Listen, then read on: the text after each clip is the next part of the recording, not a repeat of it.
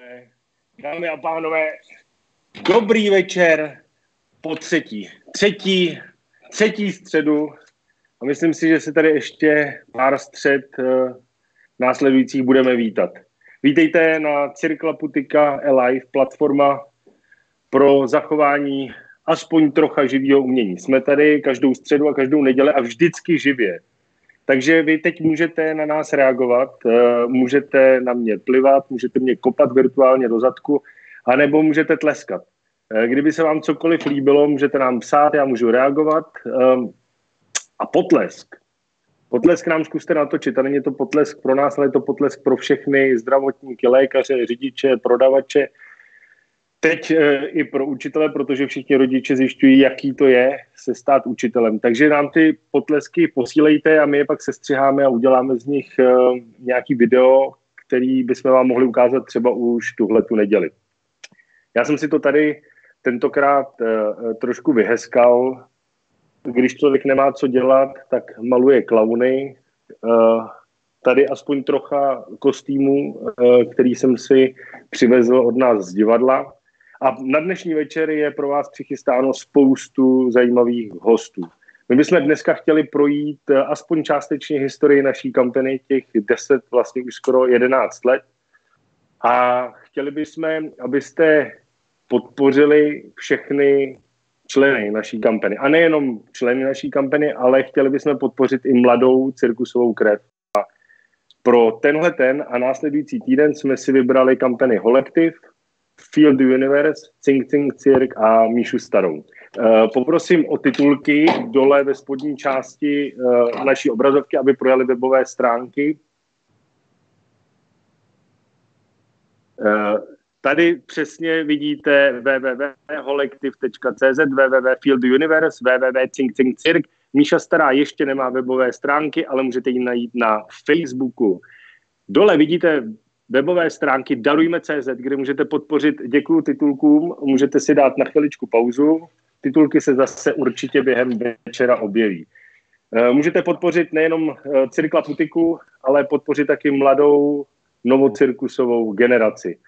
Tak a my budeme pokračovat a podíváme se ještě na jedno video, kterým uvedeme celý ten večer a těch našich 10 let. Můžeme si pustit video.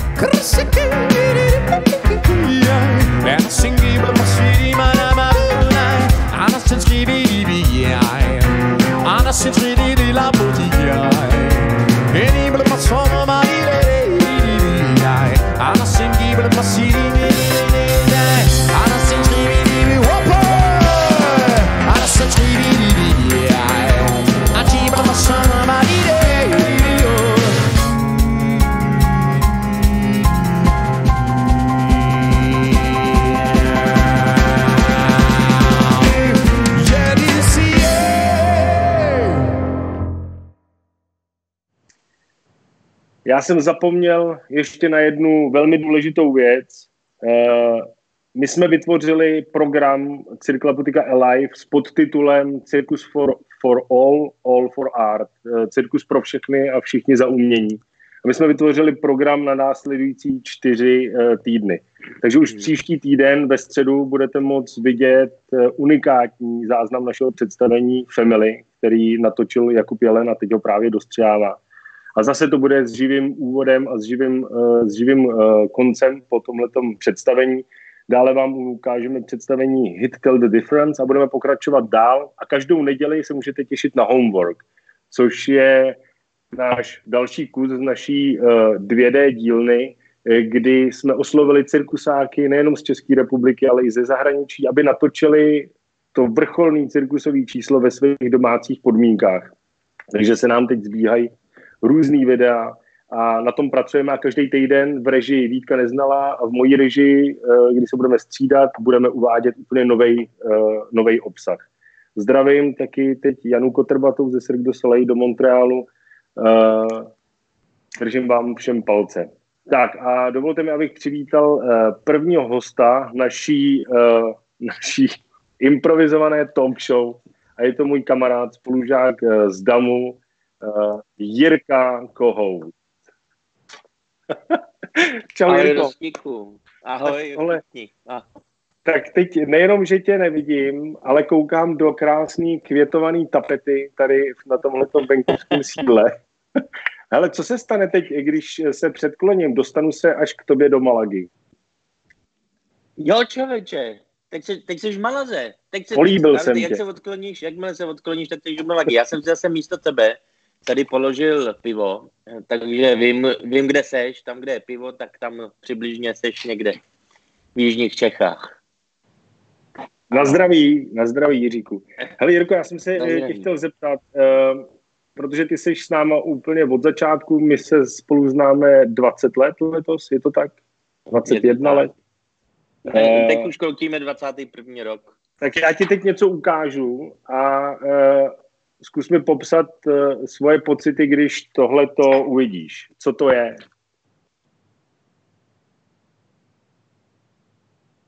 To je kronika Laputiky, kterou psal Petr Dale, ne? Je to tak. Tady jsou neuvěřitelné vzpomínky. Je tady třeba napsáno věnování od pana Smoljaka, od Jirky Lábuse, od Macháčka. A krásný je tady od táty Vojtydyka. Ale já jsem si to samozřejmě nepoznačil. Co ty si, Jirko, pamatuješ nejvíc? Co jsou tvoje jako největší vzpomínky na Cirque Laputiku za těch 10 let? Když takhle bys to měl říct hned. Hele, jedna z prvních vzpomínek, která se mi vybaví, je to zajímavé zkoušení, ale hlavně ta generálka, kterou jsem nikdy předtím a nikdy potom nezažil, kdy jsme se vlastně jako na premiéru jsme se sešli všichni a podávali jsme si ruce. A já jsem si třeba podával ruku s Honzou Mlčochem a říkal jsem, ahoj, já jsem Jirka Kohout, já budu hrát toho výčepního. A on říkal, ahoj, já jsem Honza Mlčoch, já to budu svítit. A nikdy předtím jsme se v životě neviděli. Neznali jsme se ještě navíc, já už jsem byl nalíčenej. A vlastně, že se potkali lidi, spousta lidí, kteří se nikdy předtím neviděli a měli jsme premiéru. Pro mě to byl prostě neskutečný adrenalin a myslím, že tady na té vlně toho adrenalínu se vezeme prostě pořád dál. Ale je to dobrý, ne?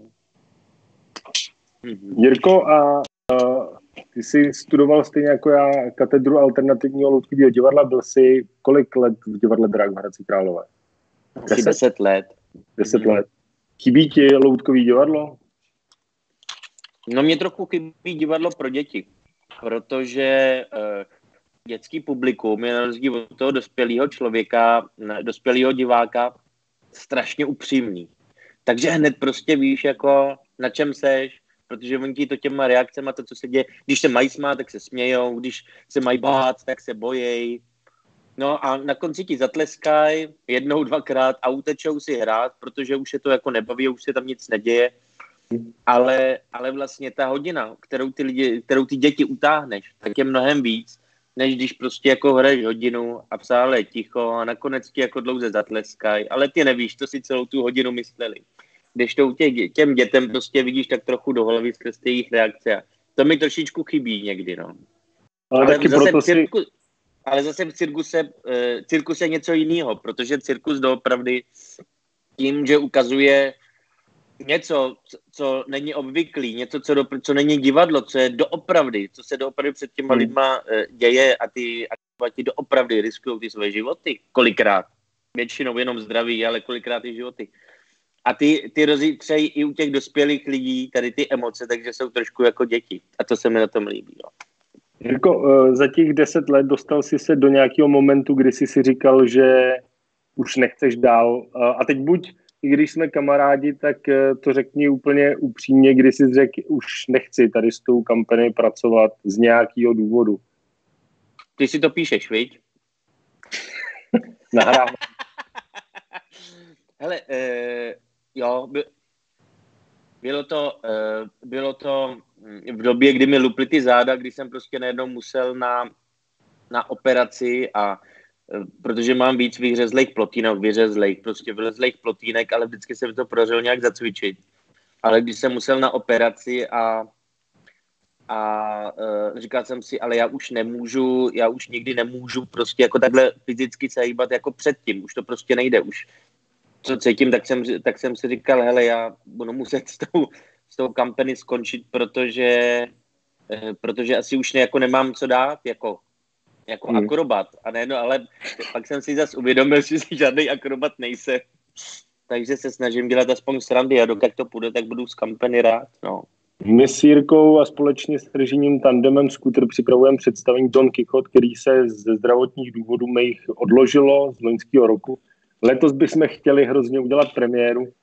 Uvidíme samozřejmě, jaká bude situace, ale s Jirkou jsme se bavili taky o tom a teď je možná ideální příležitost, protože Jirka je v Malaze, bude uvádět teď homeworky, asi se pár týdnů neuvidíme a já bych si hrozně přál právě, proto jsou tady tyhle ty kresby za mnou, vytvořit si svýho vlastního klauna. A chtěl bych o tom točit takový maličký, krátký videa a hrozně bych chtěl, aby Jirka vytvořil svýho vlastního klauna. A pak jsme se v reálu ty dva klauni, ne jako Jirka Rostě, ale jako dva klauni, který se budou jmenovat třeba XY, potkali. Jirko, co by si přál teď v tuhletu chvíli, nebo co by si přál od téhletý situace? Já bych si přál od tady té situace, kdyby si všichni mohli v klidu tak jako přehodnotit ty své priority v životě a tím, až tak tady ta hlavní krize pomine, aby se podle těch priorit jako ještě jako pořád dál řídili. Já myslím, že to je jako nejlepší čas vlastně. Jirko, díky moc. My budeme pokračovat dál. Uvidíme se s tebou společně zase v tuhletu neděli v režii Vítka Neznala při našem novém dílu Homeworku. Děkuju moc, těším se na tebe a užijte dnešní večer ještě. Ahoj, Jirko. Moc se na vás těším. A my si teď pustíme další kratičký video, který nám pomůže uvízt dalšího hosta dnešního večera. Můžeme na video.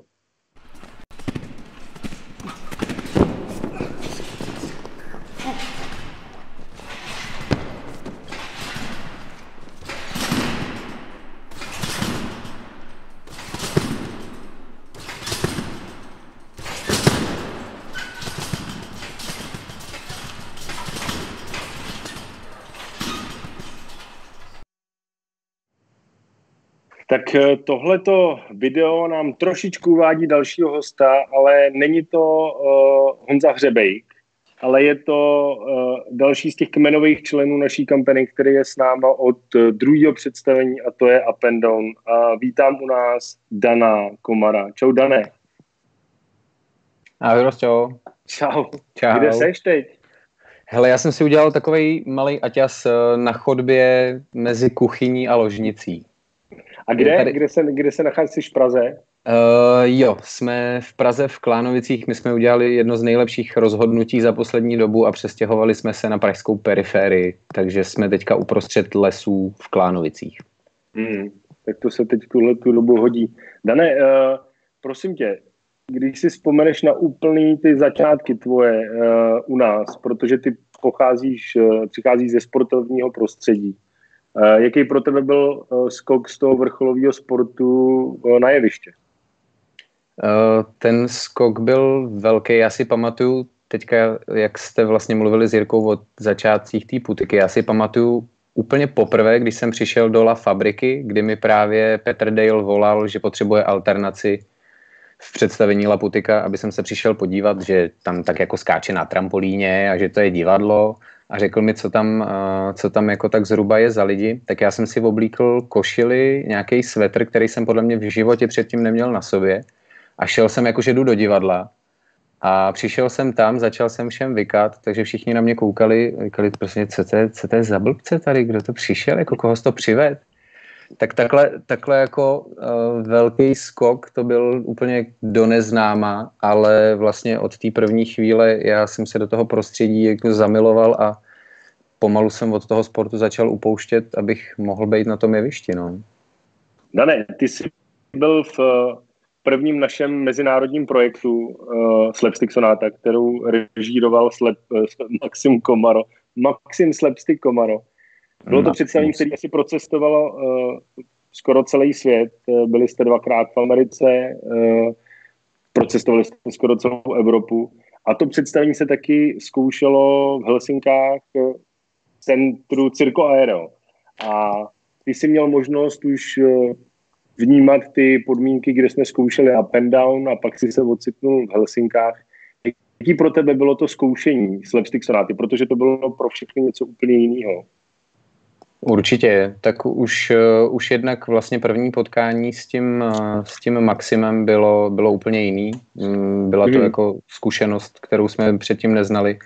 A ve chvíli, kdy jsme poprvé vlastně vyletěli do Helsinek na zkoušení právě do Aera, tak bylo vidět, že jsme se najednou ocitli opravdu jako na té profesionální scéně tím stylem, že máme ty podmínky toho zázemí a vlastně režiséra, který má tohleto obrovský zázemí v zádech, který pomáhal budovat. Takže třeba pro mě osobně to byl obrovský hnací motor v tom, jaký krok jsme v tu chvíli udělali. Dane, promiň, vteřina, komerční přestávka, titulky. Dneska můžete podpořit nejenom Cirklaputiku, ale taky Holektiv, Feel the Universe, Cink Cink Cirk, nebo Míšu Starou na darujme.cz. Komerční přestávka končí. Děkujeme vám. Dane, můžeš pokračovat. Prosím tě, ještě já pro tebe mám takový překvapení teď. Jako pro Jirku Kroniku, tak pro tebe mám takový kratičký video. Ale jelikož ty to video uvidíš asi tak o 30 vteřin později, tak se na něj, vidíš to teď online, co teď běží? Jo, teď vidím svůj vyděšený výraz a zrovna tam leze Šíma s titulkama.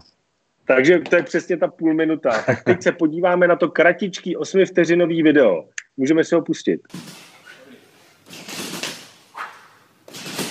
1, 2, 3. Tak, podle reakce jsem zaslechl, že to bylo trochu bolestivý video. Já ho teď neviděl. Pamatuješ si, co to bylo za video? Aha, já jsem taky slyšel z režie AU. Pamatuju si úplně přesně. Vyjížděli jsme s Putikou poprvé do Ostravy do Gongu s tím, že jedeme ukázat všechno, co máme. A ty si nás začal hecovat, že jelikož tam bude asi 2000 diváků na každém představení, že musíme něco přidat. Takže já jsem poprvé v životě, bez toho, aniž bych to někdy předtím zkoušel, jsem se rozhodl, že budu trojný salto.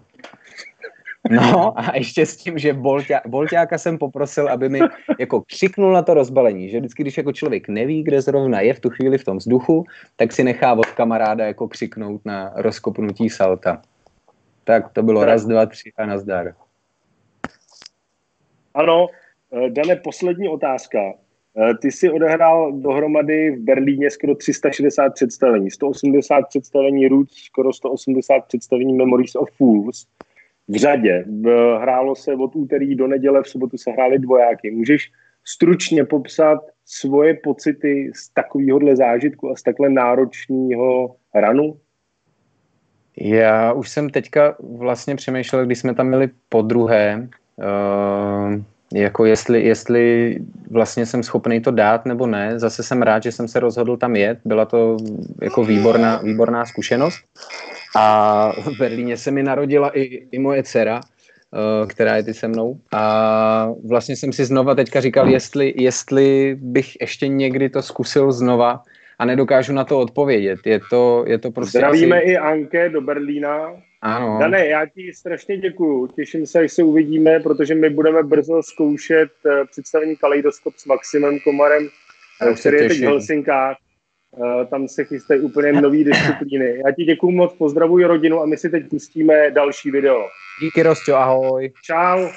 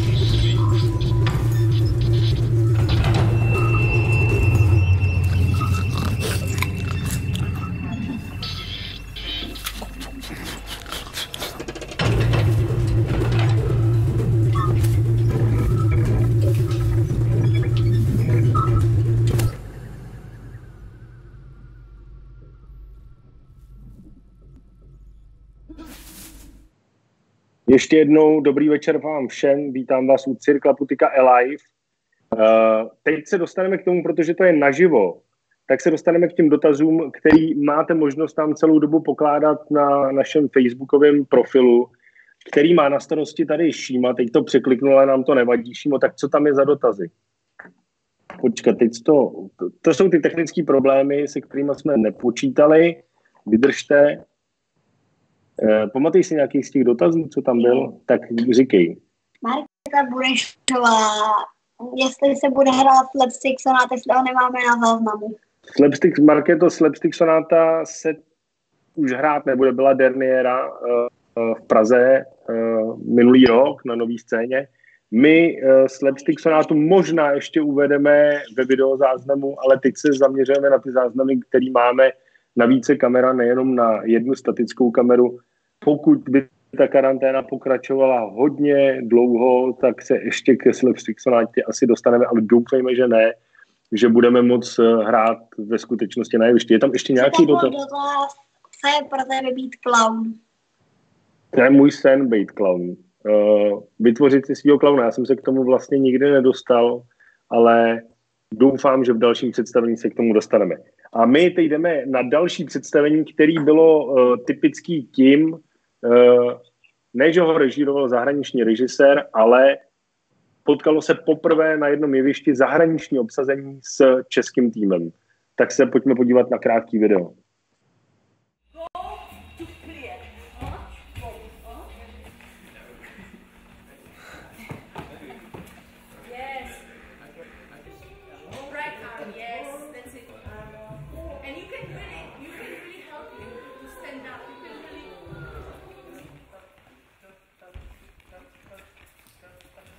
Vlastně si víš o tom, že máš takovou energii, kterou vlastně dokážeš jako nabíjet. Říká se to, ale ne, já si to neuvědomuji. Prostě já nad tím ani nepřemýšlím, ani nějak nechci to nějak podporovat. Mě od jak živa baví seznamovat prostě s novýma lidma, jako asi poznat prostě úplně novou kulturu. Tam jsem v životě nebyl a nevím, kdy se tam dostanu, že? A hlavně jsou to blázni a kurky blázni.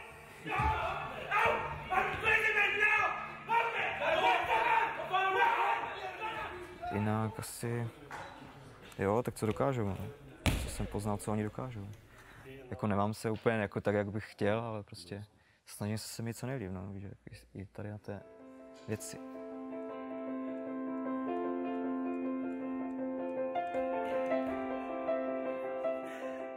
Jako možná trošku chování určitě jsem změnil, protože nedokážu dělat takové bláznoviny jak předtím. Ale mě si radikon ten fotodoprovod. Furt někoho otrávat, víš, kvůli autu, přejíždění z jednoho konce Prahy na druhý, tak na píču. Ale snad se to zlepší, no. Můžu mluvit prostě, jo? Budeš to vypívané? With dance floor, with the turns, then you can jump some down and... Třeba bavilo, jako jestli tě to bavilo, jak byla Lenka, víš? Jo. Tak bylo to zajímavé, rozhodně. Je to úplně něco jiného, že? Ale tak prostě teď nad tím nějak nemůžu ani koumat, jako, jak by to mohlo být jinak, že? Tak co? Neřeším tady tohle, jestli to je dobrý, nebo jestli to tak má být, nebo ne. Vezu se.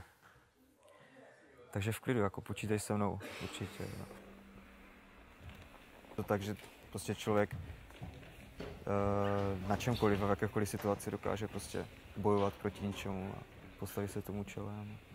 Vyvrátit ty teorie, prostě, které jsou zažité v hlavách. Strach a peníze jsem nikdy neměl.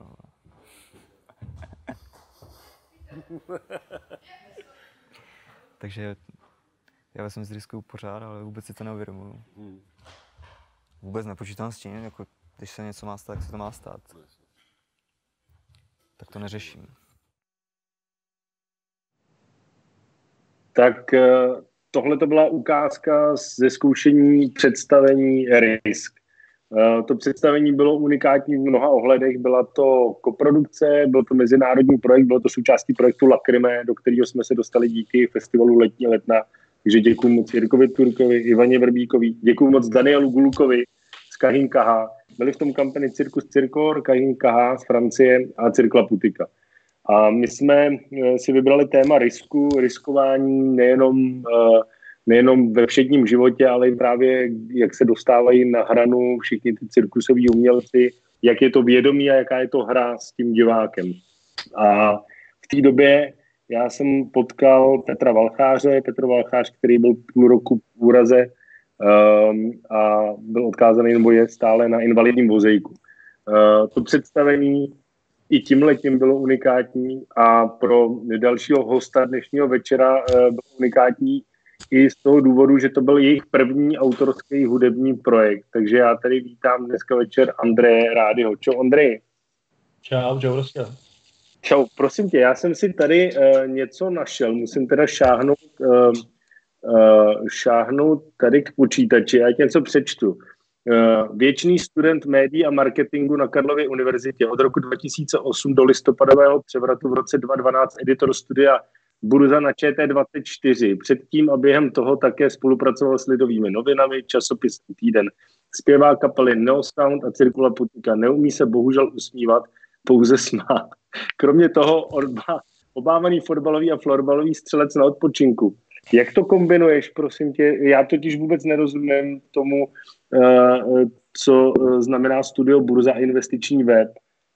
Proč to děláš takhle dohromady ty věci? No, tak studio Burza jsem dělal dřív než investiční web a všechno jsem dělal dřív, než jsem začal zpívat. Tak to byla taková náhoda, že jsem přišel do Putiky jako takový finanční novinář, no. To byl omyl. Ale děláš to furt? Dělám to pořád, no. Já právě teď mám takovej dvojboj, že píšu něco na Facebook Putiky a k tomu píšu o tom, jak ta ekonomika a ten koronavirus, jak je to všechno v háji, no. No a jak to vnímáš teď třeba z pozice umělce, ne z pozice ekonoma, ale z pozice umělce, to, co se teď děje a jaká bude třeba budoucnost, jak ty to vidíš? Ty jo, to je docela náročná otázka. Já v první řadě bych vždycky sebe jako až mezi posledníma věcma popsal jako umělce. Musím na jednu stranu sobecky říct, že jsem docela rád, že můj jediný příjem teď není z divadla, protože to je velký problém pro všechny ty, pro který to jediný příjem je, samozřejmě. Home office, na tu jsem docela zvyklý, to jak si vzpomínal ten Risk, tak si pamatuju nejenom, že to byl náš první autorský projekt, ale taky to byl taky první výhružný mail od tebe jsem dostal, když jsem i na generálce psal něco na počítači, tak na to nikdy nezapomenu samozřejmě. Nevím, já si vůbec netroufám odhadovat, jako jak to dopadne. Podle mě to, jak to dopadne na divadlo, o tom umíš říct víc ty. A to, jak to dopadá na lidi, to jak každý den žijeme. No. Jako já jsem neviděl svoje děti 14 dní. A z toho pohledu ekonoma, finančního poradce, odborníka. Jo, no tak tak poradce taky nejsem, ale jako jsem přesvědčený, že bude poměrně hluboká recese. Tak uvidíme nějakou dobu, jestli nám budou lidi chodit do divadla, jestli na to budou mít, ale jako Andrej, bude určitě recese, bude nezaměstnanost, bude to drsný možná, no. Možná rychlý, ale drsný. A mohl bys teď mluvit chvilku těma odbornýma výrazama, kterým vůbec já nerozumím, jako kdyby jsi byl v tom studiu ČT24 před x lety a popisoval tu současnou situaci? Tak to bych ale hrozně nerad, to se omlouvám. Dobře. Tak jdeme na další téma. Prosím tě, vy jste hráli, já jsem tam s váma nebyl, ale představení Risk jste hráli v Rio de Janeiro v Brazílii. A hráli jste ho v Národním divadle. A myslím, jestli teda si to pamatuju dobře, tak jeden den se to divadlo otevřelo pro lidi z favel. Jaký to byl pocit tam hrát vůbec na tom jevišti pro tyhle ty lidi? Jaký byli diváci? Přijali to vlastně, co si vzpomínám, je to asi 7 let teda, jo, nebo 6, takže je to hodně dávno, ale mám pocit, že jako za první to bylo obrovský divadlo, to bylo divadlo asi pro 1800 lidí, nevím to přesně, bylo to obrovský divadlo. Byli hodně nadšený, podle mě pro spoustu těch lidí to bylo první divadelní představení a možná i jedno zase z posledních, který kdy viděli. Takže pro ně to byl podle mě takový jako výlet do světa, v kterém nikdy nebyli a nikdy nebudou. Tak jako pro mě, když jsem se šel projít do favely. To je taky svět, v kterém já se neodstnu hned tak. Nebo uvidíme. Prosím tě, poslední otázka. Vy jste vždycky od toho představení Risk, ale nastoupili jste taky do představení Up and Down, Laputika, tak jste vytvářeli tu hudební složku toho představení, ale vždycky ta kapela je buď pověšená někde na zdi, nebo je někde v rohu, nebo je někde stranou. A teď vlastně po dlouhé době vzniklo představení, které je postavené pouze na vás, pouze na kapele, jmenuje se Izole. Co pro tebe tohleto představení znamená? No, tak pro mě to bylo první představení, co jsem zkoušel právě s tím Maximem. Tak měl jsem, to jsou taková lidová slovesnost o tom, jaký je Maxim, jak se s ním zkouší. A byl to velký zážitek, protože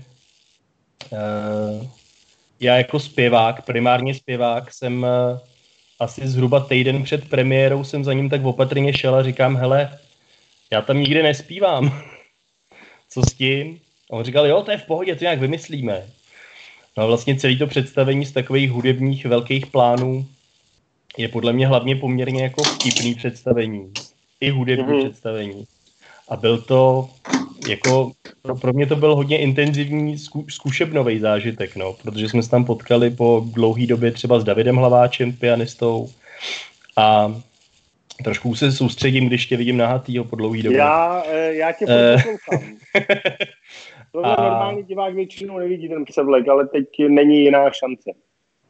Pro mě to bylo hrozně zajímavé v tom, že je tam i hodně pohybových věcí, hodně vlastně spolupráce na pohybu s jinýma lidma, s jinýma hercema, s jinýma hudebníkama. Tak v tomto pro mě určitě byl jako největší posun. A i v určitém jako sociálním směru se spoustou lidí z té kampany. Díky tomu zkoušení jsme k sobě našli třeba zase nějakou novou cestu. Já doufám, že se brzo k Izole dostaneme naživo. Andrej, děkuju moc. Přeju zbytek večera, postavuj zbytek rodiny. A prosím tě, mohl by si, ještě předtím, než se rozloučíme, nám udělat takovou krátkou hudební vložku? Hudební vložku? To jsme si fakt ale nedomluvili, ale dobře. Od toho finančního odborníka. No, tak jako já tady mám tady takovouhle speciální kytaru od svého syna Damiana, to dostal od Ježíška. A vlastně na ní vůbec jako neumím, no, tak...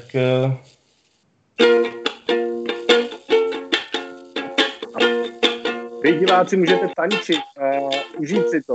Mama, please don't cry, I'm as low as I can be. Můžete si něco k pití, můžete spolu dohromady, když nemůžete si bejt.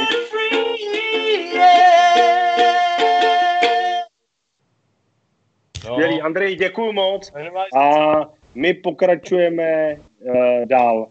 Já jsem po představení Risk chtěl posouvat hranice a tím se dostávám i k odpovědi na otázku od Hanky Fischerový. Dobrý večer, Rostio, ráda bych se zeptala, jestli je nějaká meta, kterou byste si jako principál Cirkla Putika přál dosáhnout. Děkuji za odpověď. I za váš přístup vzhledem k současné situaci. Tak to přání je přečkat tohleto období s úctou a furt s tím, co nejlíp umíme, s tou kreativou. My pomáháme i jiným způsobem. Šijeme roušky jako každý divadlo v České republice a snažíme se pomoct, poprosím o komerční přestávku, titulky prosím, snažíme se pomoct nejenom sobě, takže můžete podpořit naší kampani, ale můžete taky podpořit mladou novocirkusovou krev. www.holektiv.cz feeltheuniverse.cz cinkcinkcirk.cz a Míša Stará. Je to mladá nastupující generace cirkusových umělců. Darujme.cz. Tak a my můžeme pokračovat dál. A po Risku, protože česká crew, ten základní tým, tak zkoušel představení s jinýma režisérama. Já jsem chtěl tu kampani posouvat dopředu, takže jsme oslovili Maxima Komara, oslovili jsme Jirku Havelku, oslovili jsme Toma Rycheckýho, naskoušeli se představení Play, naskoušelo se představení Airground a já jsem vlastně neměl s kým zkoušet. A tak jsem udělal konkurs na představení a z toho se vybrala 5 lidí a vlastně já jsem nevěděl, že jsou to všechno spolužáci z jedné školy. A byli to spolužáci z francouzské školy Chalon, studovali cirkusovou univerzitu KNAK. Tak teď se podívejte na krátký video, který uvede to představení, o kterém jsem teď mluvil.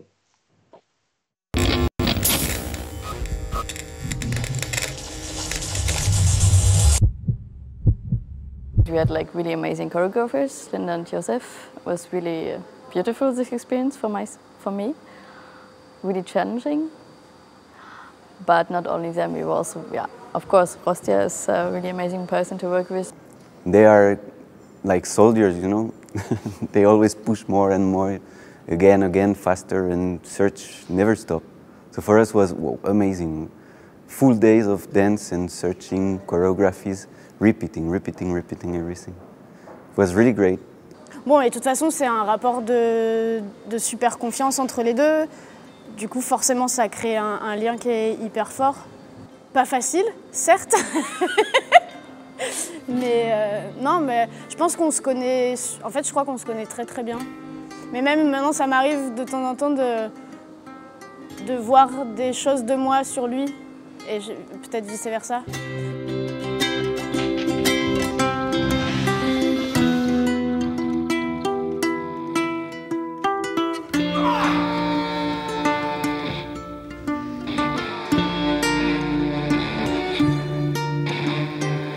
We have quite a similar style and kind of like the background is so similar, so all the tools, how to work are also quite similar.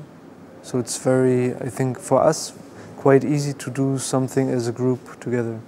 I think there were hard times for everybody from our group for a moment, but I think we kind of managed to always carry the person which was not so good for one maybe moment or whatever. Pour nous, c'était exactement ce dont on avait envie en fait. Partir de France, faire un projet qui va tourner et pas être que tous les deux, être avec d'autres gens.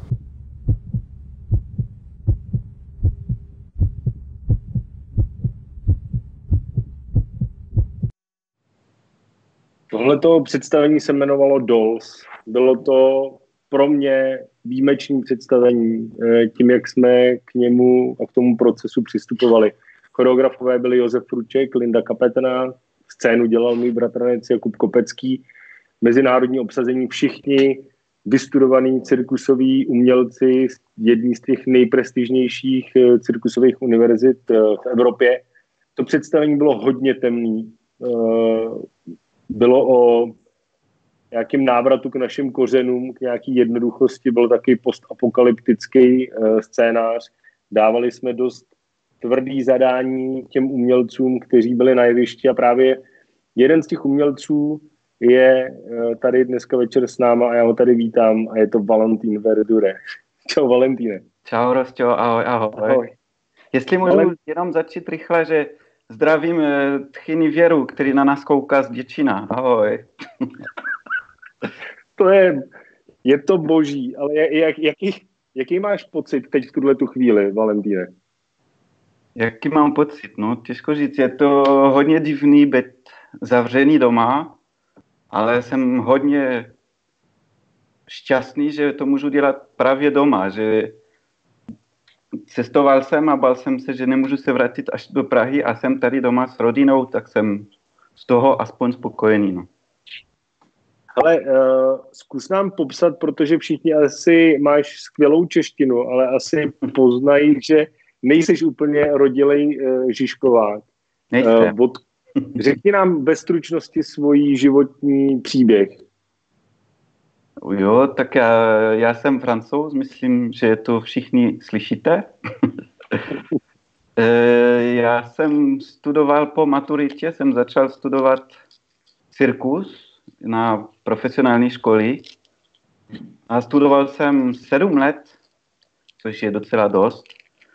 A hned potom jsem dělal konkurs pro Laputiku a vy jste nám vzali, tak jsem přišel a pořád jsem tady, no. Valentín našel ženu tady v Čechách, Hedu, mají miminko, mají rodinu. Valentín není jenom představení Dolls, byl si představení Family, který uvedeme příští týden, byl si taky v představení Hit, Tell the Difference a teď jsi taky v představení Izole a budeš v představení Cesty. Ale já bych se chtěl zeptat, ty jsi měl možnost, a pochází z Francie, zažít ten opravdový francouzský nový cirkus. A teď máš možnost vnímat tu českou novocirkusovou scénu nejenom jako performer, ale taky jako divák, protože jsi viděl spoustu českých představení. Zkusil bys popsat ten rozdíl, jak ho vnímáš ty a buď ostrej, buď upřímnej v tom, jaký je ten rozdíl mezi francouzským novým cirkusem a českým.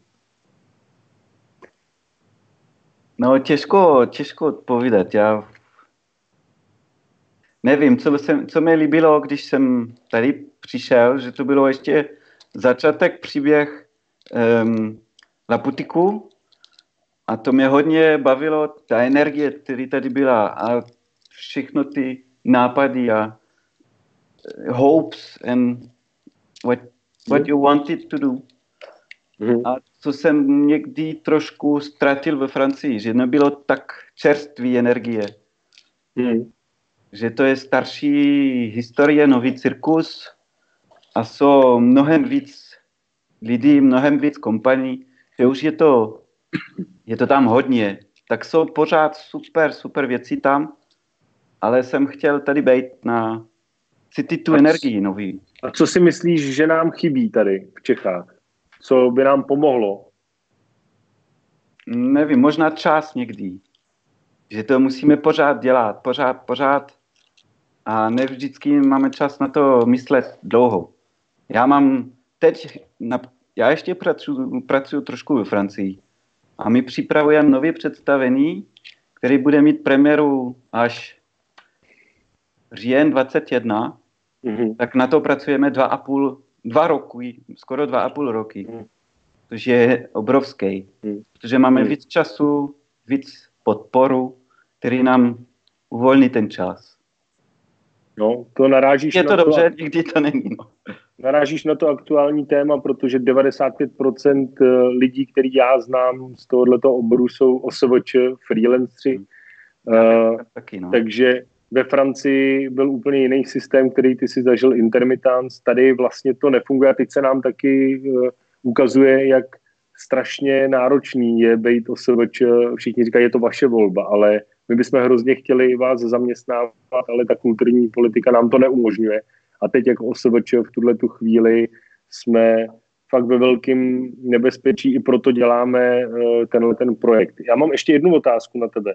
Vale, ty ale neděláš jenom nový cirkus. Ty teď si dokončil ještě něco jiného. Můžeš k tomu říct, co a proč děláš to, co děláš, ještě mimo cirkus? No, tak to asi celý život mě bavilo cirkus, co víte, ale mě baví taky hory. A před, 3 rokama jsem si řekl, že bych zkusil dělat horský průvodce. Tak jsem začal jeden vzdělávání, já nevím, jak to říct. No, my ti rozumíme. Je to mezinárodní a v Čechách můžeme to taky dělat. A naštěstí nejsou hory, ale to je na celém světě.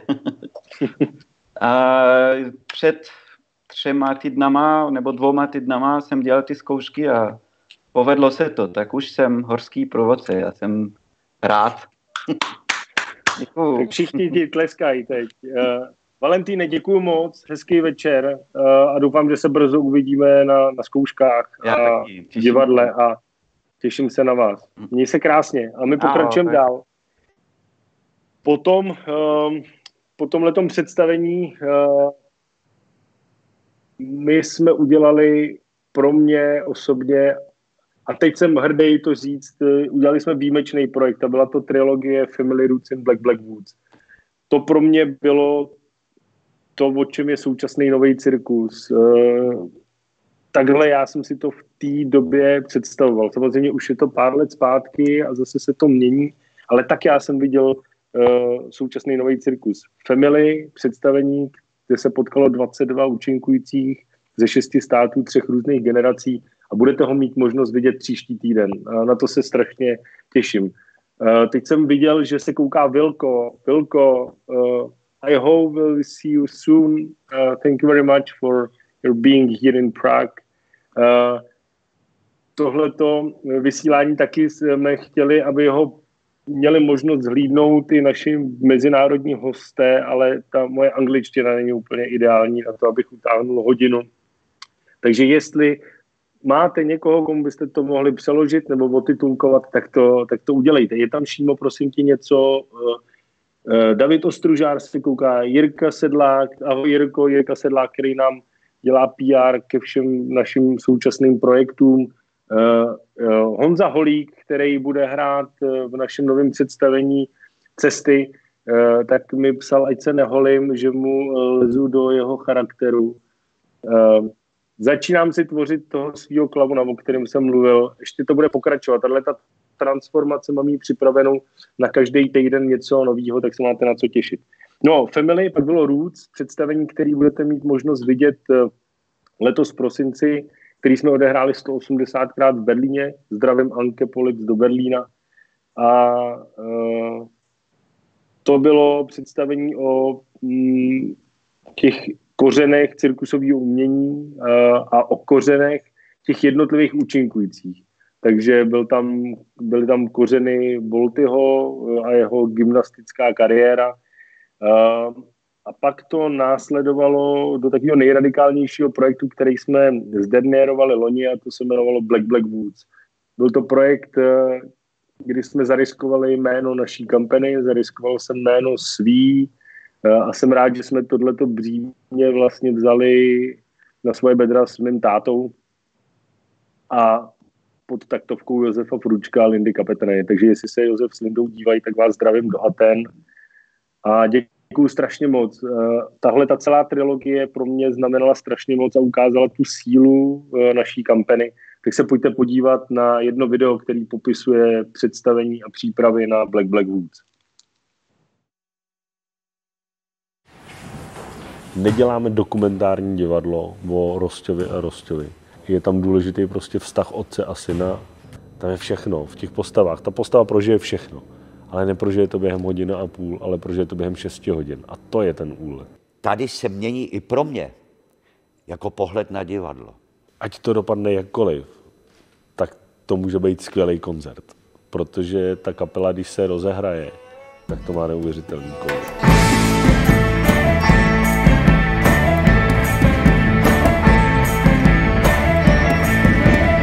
Já jsem zvědavý na to, kdo to se mnou a s tátou dá těch 6 hodin. Kdo uvidí první scénu toho představení, který začíná v 7:30 a nebude mít tu zkušenost těch 4 hodin před. Bude tu scénu vnímat úplně jinak, než ten člověk, který s náma dá už ty 4 hodiny před. To je nesmírně důležité, zbavit se strachu a vejít do toho neznámého prostoru časového. Celý ten proces je cesta černým lesem. Nejdůležitější pro mě je, že vlastně opravdu takhle fyzicky blízko si myslím, že jsme si byli naposled, já to tak odhaduju ve vztahu teď ke svým dětem, že to je tak třeba 30 let zpátky. Jako kdy mě táta třeba dnes v náručí nebo na koni, akorát, že teď se to jako otáčí tady a tady nosím tátu já. Zkoušel jsem takhle rezidenčně ve Švédsku, ve Francii, v Řecku a v tom Řecku vlastně mě ta atmosféra vždycky bavila nejvíc. Jseš nejblíž té kultuře, prostě když čumíš na Akropoli, tak se vnímá to, o čem se bavíme na zkouškách úplně jinak. Vím, že ten projekt musí vzniknout teď v rámci té trilogie a ten risk vlastně beru na sebe já. Divák, který se nebojí, tak tady má dveře asi otevřený. Myslím si, že sem nemůže jít člověk, který bude očekávat něco. Vychutnej si to, ty vole. Kdy můžeš zastavit ten čas a vlastně jít proti času. To je chvála pomalosti.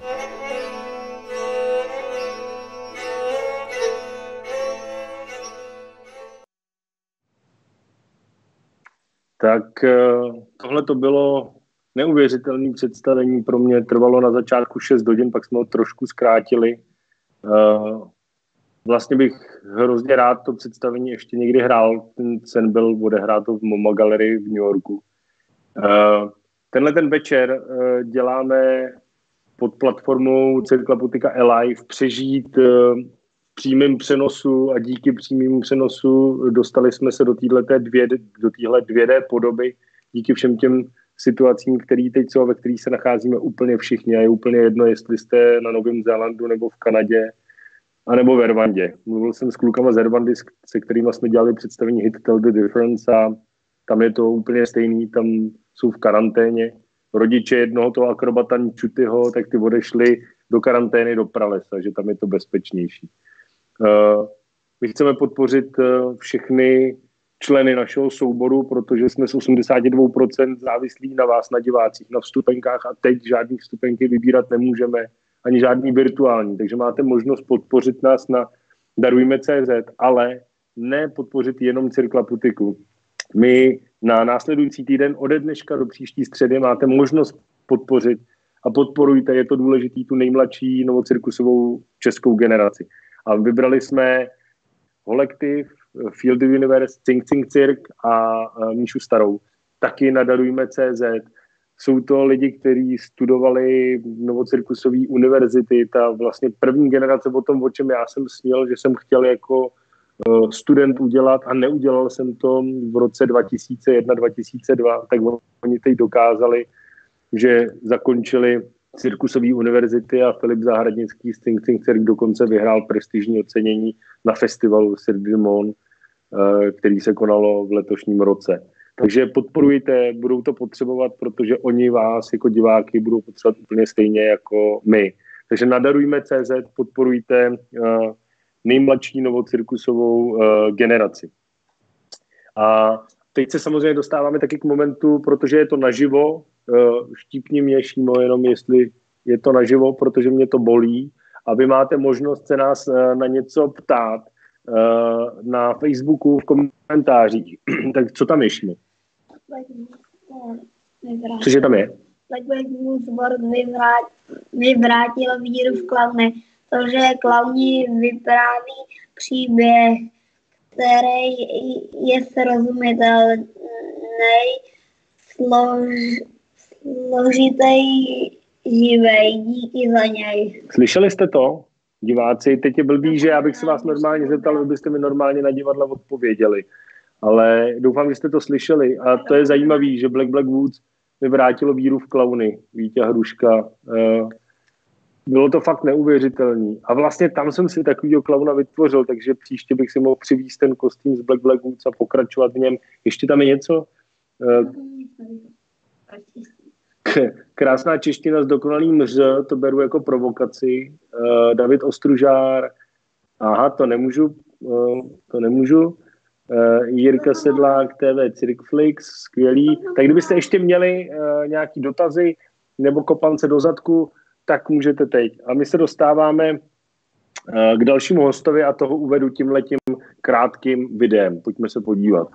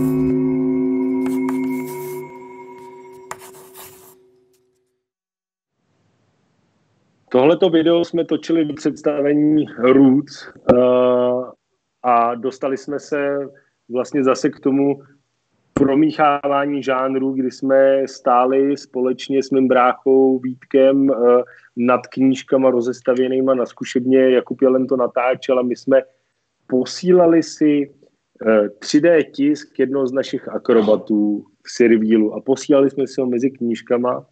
A tohleto video pak uvádělo právě ty kořeny tohoto akrobata a tím je Ethan Law a já ho tady u nás vítám. Hello, Ethan.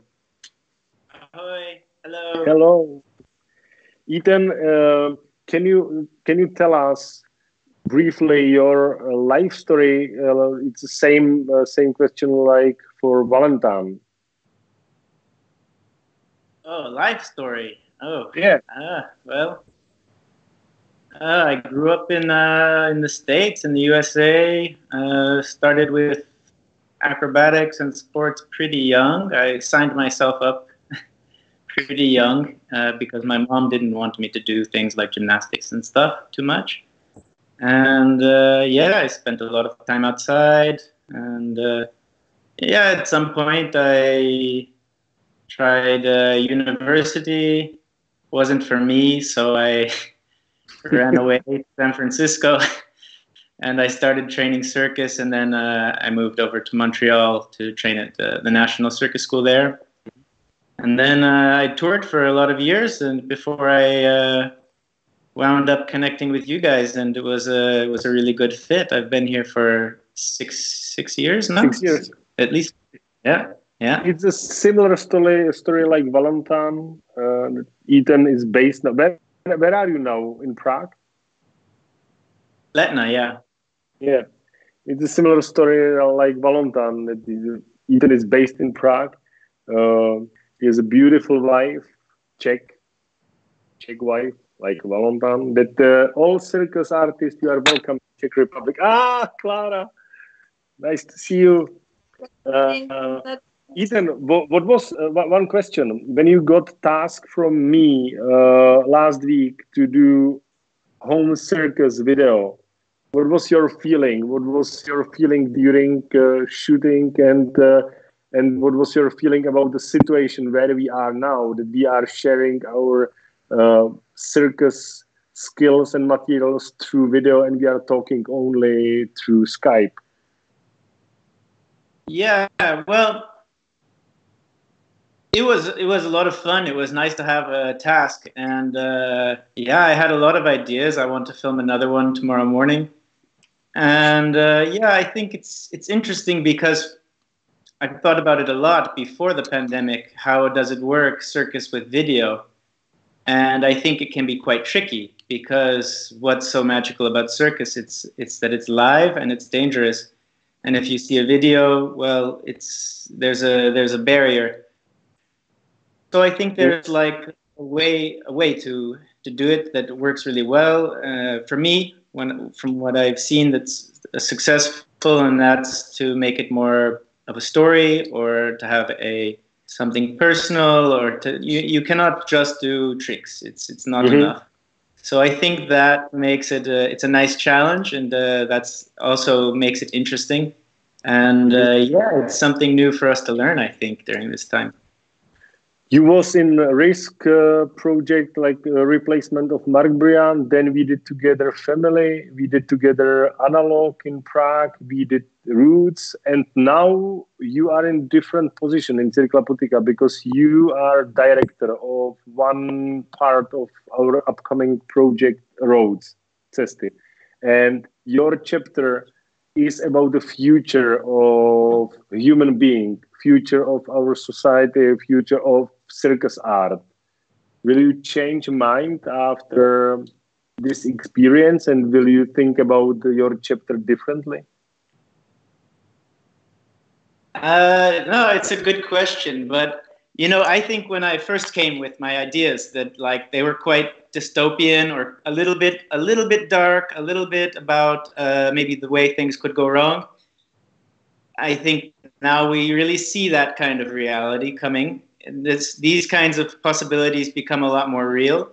So for me, and you also see a lot more police state, a lot more surveillance, a lot more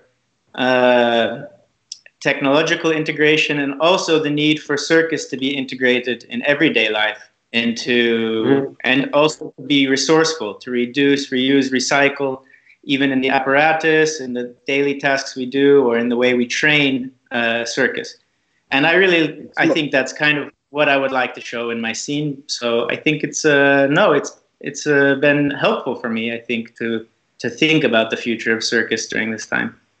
It's my pleasure to welcome you between us, between Maxim, Tilde, Gulko, and me, between directors. But you will be on the stage with another 50 artists, and you will be in one amazing scene, I hope, because you bought something new, and I never seen before this apparatus in Czech Republic. Can you say something about this big apparatus which is yours? Well, yeah, it's been a long goal of mine to get one and to do it and to experience it, and that's Human Cannon. I think for me that's the most pure circus thing you can do. It's just flying through the air. It's pretty much extremely dangerous, and there's not very many that exist in the world. It was pretty hard to find one, and pretty hard to go through all the steps to get to the place now where we've done tests right before the lockdown, and I flew through the air, and I was a human cannon, and now we're going to increase the power of the cannon, and we have more plans for it. But the big steps are done, and it feels fantastic. I mean, yeah, I'm looking forward to seeing it on stage as well. It's it's very exciting. Maybe it will be great to use some of them training material from Human Cannon trainings for our homework videos, that maybe to show what you are doing and share this experience with our audience. Ethan and Clara, thank you very much for today, and I hope we will see you soon. A my pokračujeme dál. Thank you. Thanks so much. Yeah. Měj se, Rostěč. Ahoj. My teď, já se nedokážu dostat ke všem představením, které jsme udělali, ale my se k těm představením a hlavně k ženskému obsazení dostaneme v našem naší další backstage, která bude asi za 3 týdny. Dneska vyvěsíme program až do 19. dubna. 19. dubna to je takový hezký den, máme států svátek, tak já doufám, že už potom tahle ta striktní karanténa nebude. My máme připravený plán, jak dál pokračovat. Po karanténě se dostaneme do divadla, ale předpokládáme, že ještě bez diváků. A my bychom chtěli pokračovat s hraním našich představení, které jsou u nás na repertoáru, a u nás na repertoáru v divadle Jitka 78. A během toho budeme vytvářet novou kreaci, nový kabaret, který se jmenuje Pot a lesk, psáno Potlesk s malým A mezi Pot a lesk. Už se do toho zamotávám, nevadí. A tenhle ten kabaret, Šímo, máme tam nějaký nový dotazy? Můžete se ptát posledních pár minut, a samozřejmě můžete podpořit všechny umělce z Cirkla Putika. Ta rodina čítá v tuhletu chvíli několik desítek lidí a jsou roztroušený nejenom po celých Čechách, ale i různě po Evropě a po světě. Teď poslední lidi, kteří odletěli z Čech, byl Matěj a Bia a Julieta, kteří se vrátili do Montrealu, takže teď v tuhletu chvíli tady je Valentína a Ethan ze zahraničí, ale to už jsou víc Pražáci. Tak co, máme tam něco, Šímo? Human Cannon, ano, Human Cannon. Přibylo tam něco, jestli Petr Husička, zdravíme Valchyho, jasný, ještě něco tam přibylo, co tam je? Ne, to je Black Blues, tak máte... Teď tam bylo něco nového, ale my to nějak nestíháme a nám se to tady vymazává a pak se to zase... Ondra Hlaváček se dívá, Kristýna Mazánková se dívá, Víťa Hruška, Viktorie, Petr Husička, Nemancha, hello, Nemancha je nový člen naší kampany, bude v nově nadcházejícím projektu Restart, který se měl začít zkoušet 1. června. Asi se to bude posouvat. Kdo ještě? Jana Stárková, dramaturgyně, ahoj Jano. Jana Stárková, která spolupracuje s náma na projektu Cesty s Vítkem Neznalem. Dan Heitl, náš technik, Zuzka Ošková, PR, Jatek 78, ahoj Zuzko. Vy...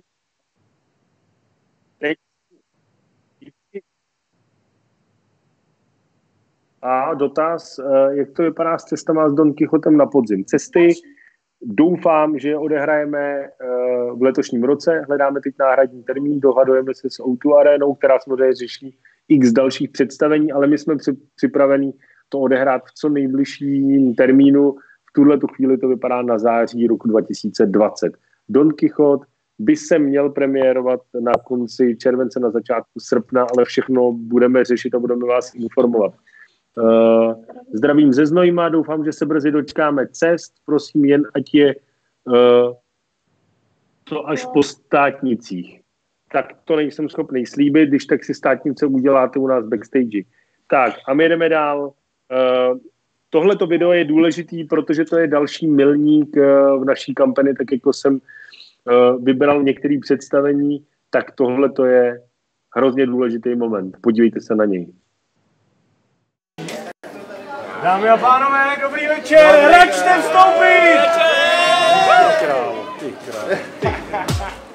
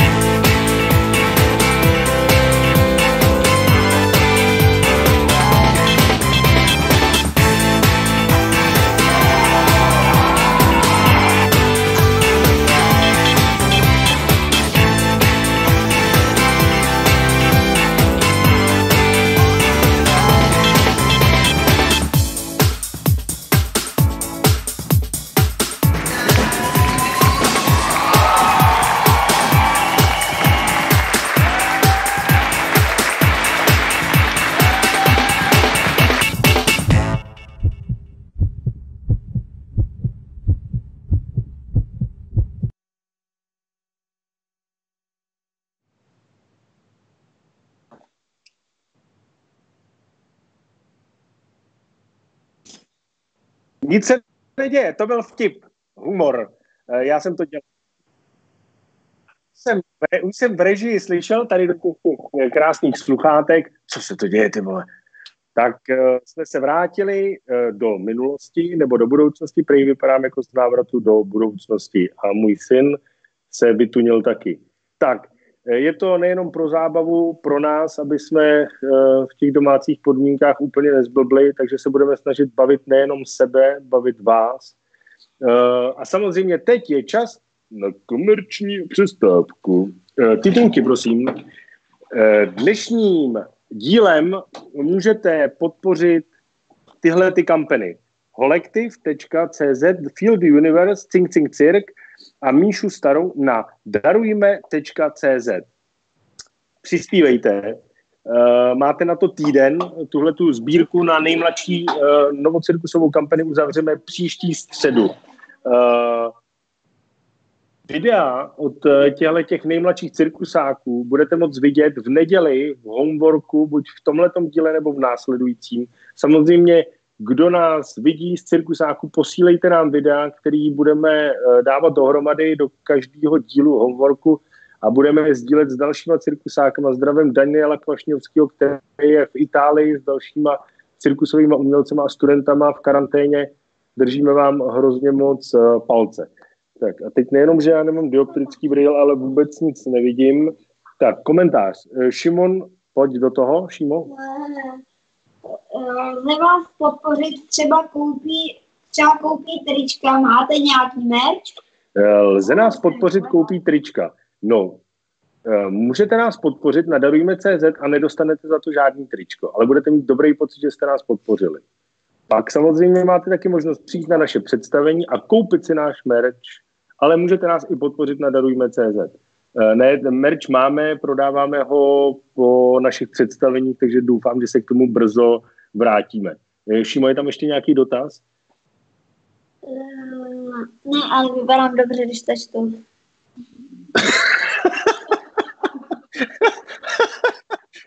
Není tam žádný komentář, ale vypadám dobře, když to čtu. Tak to je nejlepší hláška dnešního večera.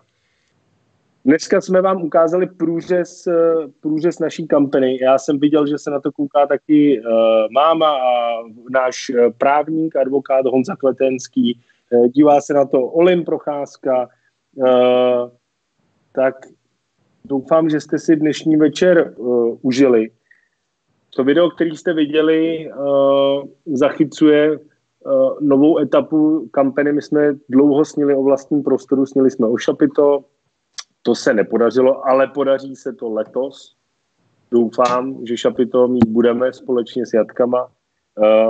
A Jatka, to je další srdcová záležitost, která teď čítá nesmírné množství lidí, kteří se snaží o to z Jatek udělat takový epicentrum kultury nejenom v Čechách, ale ve střední Evropě a v Evropě. Sjíždí se k nám lidi z celého světa. Já doufám, že se přiblížíme k rekonstrukci, ke který se blížíme už těch 5 let naší existence. Je to prostor otevřený nejenom pro nový cirkus, současný tanec, současný divadlo. Chystáme spoustu nových premiér, teď nejbližší premiéra bude od Petra Boháče, Prezidementi. Určitě jste zvaný na všechny představení, sledujte naše webové stránky, protože teď se to vyvíjí tak dynamicky. My vlastně v tuhletu chvíli máme zrušených pár následujících představení a budeme pracovat z týdne na týden, z měsíce na měsíc, ale určitě se můžete těšit zase v neděli v 6 hodin na homework s Jirkou Kohoutem a příští středu na Family. Family se bude hrálo pouze 28krát, už se to představení určitě nikdy hrát nebude, takže je to jediná možnost tohleto představení vidět, na kterým teď pracuje Jakub Jelen, který ho natáčel.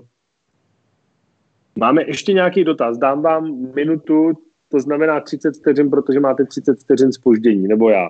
Takže je 9:17, stejně jsem delší, než jsem měl být, plánoval jsem to na 57 minut, o 20 minut jsem to přetáhl. Takže máme ještě nějaký poslední dotaz, nebo pozdrav, nebo něco, na co bychom mohli reagovat, protože vysíláme živě z jižních Čech, z neuvěřitelného prostoru a neuvěřitelného místa, o kterém se brzo taky dozvíte. Strašně inspirativní místo, kam můžete jet zkoušet všechny vaše divadelní nápady a realizovat svoje inspirace. Tak co, Šimo, máme tam něco? Jo, Klára se ptá, jestli Šíma umí taky Miloše. Šímo, zkus se podělit o Miloše společně s těma divákama. My nemáme rádi divadlo, nesnášíme cirkus a doufáme, že to brzo... Jo, ale ještě jsem se... Jedno téma, a to je, kdybyste věděli o nějakým cirkusákovi, seniorovi, staršímu 60 let, já jsem našel jednu svoji vzdálenou příbuznou, který je 85.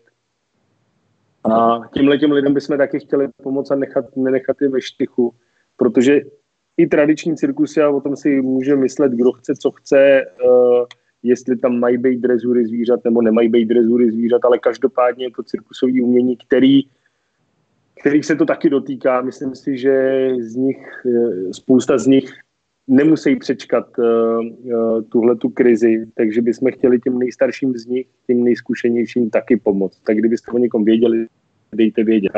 Já se s váma loučím, máme tam ještě dotaz, ano? Jaký je pro tebe mít nějakou celou cirkusovou rodinu? Pavlína Sautková. Pavlíno, ahoj, myslel jsem na tebe. Já vlastně moc nepřemýšlím teď o těch negativních věcech, snažím se nakopávat nejenom sebe. Teď jsem zjistil, že furt koukám nahoru, ale to dělám většinou, když přemýšlím. Je to smutný vidět ty lidi jenom na tom počítači, ale doufám, že se nám daří nakopávat furt tu kampani a těma úkolama, který třeba můžou znít přiblblé, točte doma video a buďte trošku kreativní, tak zapomínáme na to, co se děje venku a děláme to, co nejlíp umíme a třeba bavíme lidi právě, kteří se na nás koukají.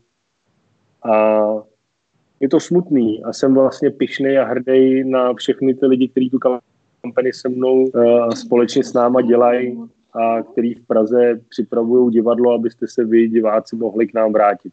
Takže ještě jednou v neděli v 6 homework, příští středu zase v 8, ale tentokrát představení Family, moje žena už tady skáče a běhá, Hugo spí na posteli. Tak jo, takže, cože máme? Hotovo. Máme hotovo. Už jsme skončili. Tak vy jste mě vytípli. Já mám pokračovat. Tak teď jsem z toho úplně zmatený. No. Jo, ale a diváci mě ještě vnímají nebo už nevnímají? Jo, takhle. Tak to já to neumím jako pan Veselovský, že má tady tu pecičku a vlastně na sobě nedá nic znát, nebo Leoš Mariš, když moderuje, nebo Jakub Prachař. Takže já jsem teď zazmatkoval, ale každopádně se s váma loučím pro dnešní večer. Já jdu zatopit v kamnech. Mějte se krásně, zdravím všechny členy Cirkla Putiky. Těším se strašně na vás, těšíme se na diváky. A ještě jedno kratičký video, proto mám ten žlutý kostým, proto vypadám jako v návratu do budoucnosti, protože v budoucnu nás čeká projekt Cesty. Dámy a pánové, s vysokým prezidentálním povolením vám oznamujeme, že toto je poslední věta mýho dnešního večera. Jo, Šímo? Ne. Dobrou noc. Vážení, velevážení, vydejte se s námi na cesty. Cesty. Diet. Cesty. Chemin. Cesty. Roads. Cesty. Väg. Cesty. Hončojky. Velká show ve velkém sále O2 Univerzum. Už se to blíží. Cesty.